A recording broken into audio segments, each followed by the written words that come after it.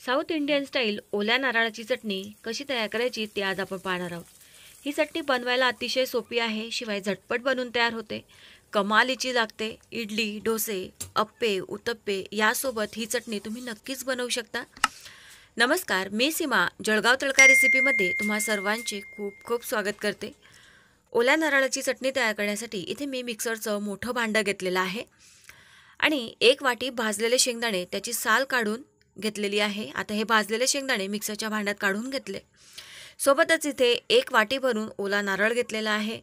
ओल्या नारळाचे अगदी छोटे छोटे पीसेस कट करून घेतलेले आहे। तुम्ही इथे खिसून वापरला नारळ तरी चालेल।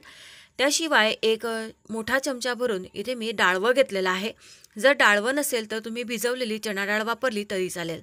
6 लसूण पाकळ्या, अर्धा इंच आल्याचे तुकडे घेतलेले आहे। एक जाड मिरची घेतलेली आहे आणि 5 ते 6 बारीक मिरच्या घेतलेल्या आहे हिरव्या। तिखट चवीच्या मिरच्या घेतलेल्या आहे। मिरचीचं प्रमाण तुम्ही तुमच्या चवीप्रमाणे कमी जास्त करू शकता।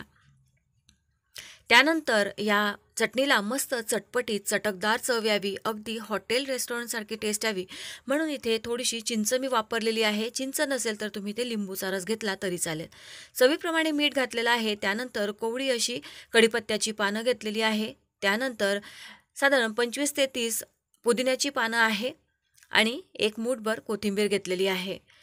कोथिंबीर, पुदिना आणि कढीपत्त्यामुळे या चटणीला मस्त अशी चव येते। त्यानंतर थोडीशी साखर घेतलेली आहे। आता यामध्ये थोडं आवश्यक तसं पाणी घालून अगदी बारीक अशी आपल्याला चटणी मिक्सरमध्ये वाटून घ्यायची आहे। चटणी अगदी बारीक अशी वाटून घेतलेली आहे।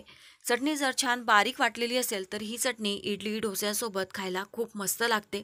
चोथा पाणी होत नाही। जाळ वाटली गेली तर या चटणीचं पाणी आणि चोथा असा वेगळा होतो, म्हणून अगदी एकसारखी बारीक ही चटणी वाटून घ्या। छान एकसंध अशी ही चटणी तयार होते।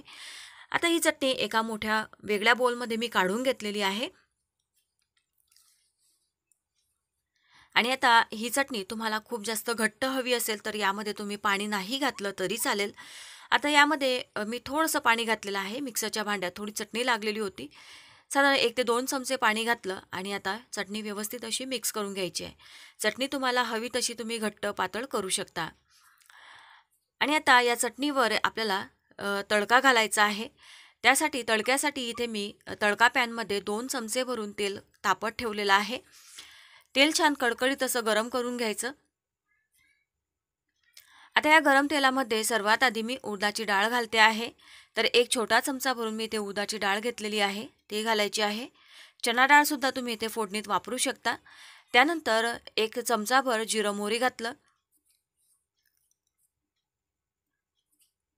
कढीपत्त्याची पानं घालते आहे, 10 ते 12 कढीपत्त्याची पानं घालून घेतलेली आहे।